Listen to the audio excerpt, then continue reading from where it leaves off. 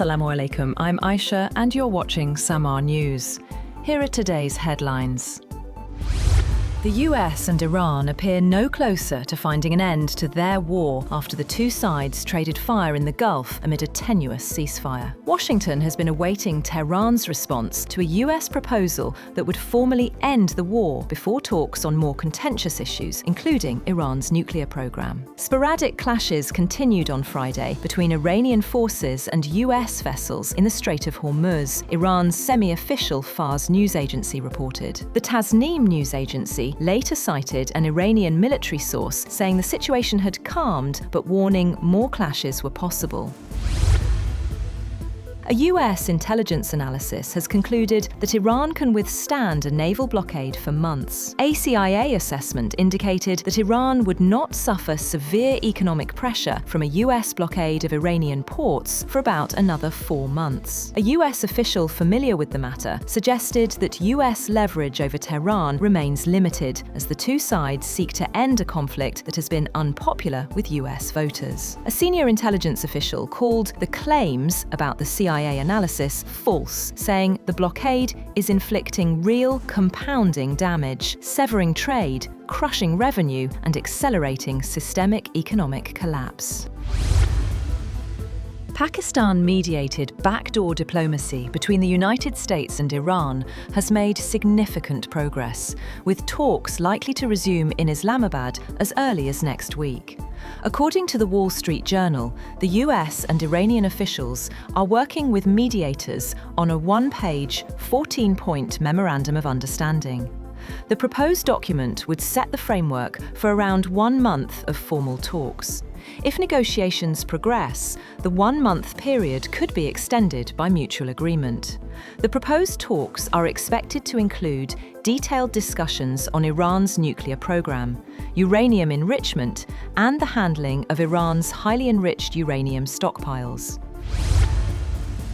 The US Treasury has announced sanctions against 10 individuals and companies, including several in China and Hong Kong, over accusations they aided Iran's efforts to secure weapons and the raw materials needed to build its Shahed drones and ballistic missiles.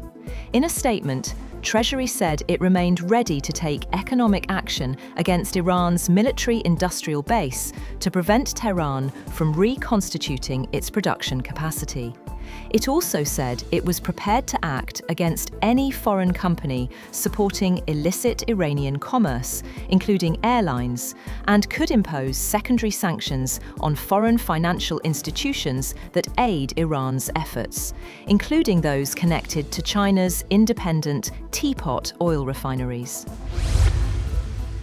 Iranian Foreign Minister Abbas Araghchi has rejected US intelligence claims that Tehran's military capabilities were weakened by the war, saying Iran's missile inventory now stands at 120% of pre-war levels. In a social media post, Araghchi accused Washington of repeatedly choosing reckless military adventure whenever diplomacy is possible.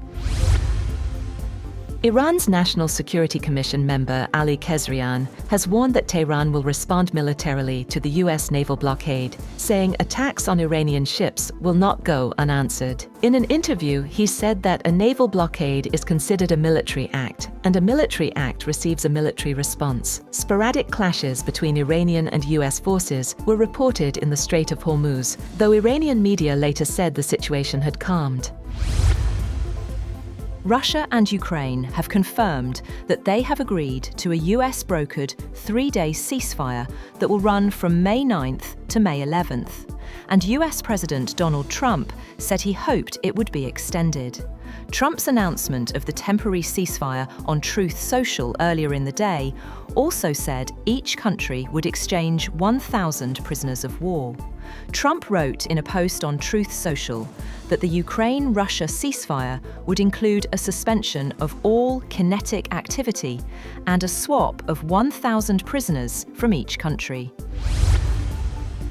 The International Monetary Fund has approved the latest review of Pakistan's reform program, unlocking $1.2 billion in fresh financing under the ongoing IMF arrangements. Finance Minister Muhammad Aurangzeb said the decision reflects progress on difficult but necessary economic reforms. The package includes around $1 billion under the Extended Fund Facility and $200 million through the Resilience and Sustainability Facility. The IMF said Pakistan met key targets linked to taxation, energy pricing and fiscal discipline, while a new IMF mission is expected in Islamabad later this month for budget talks and further reform discussions.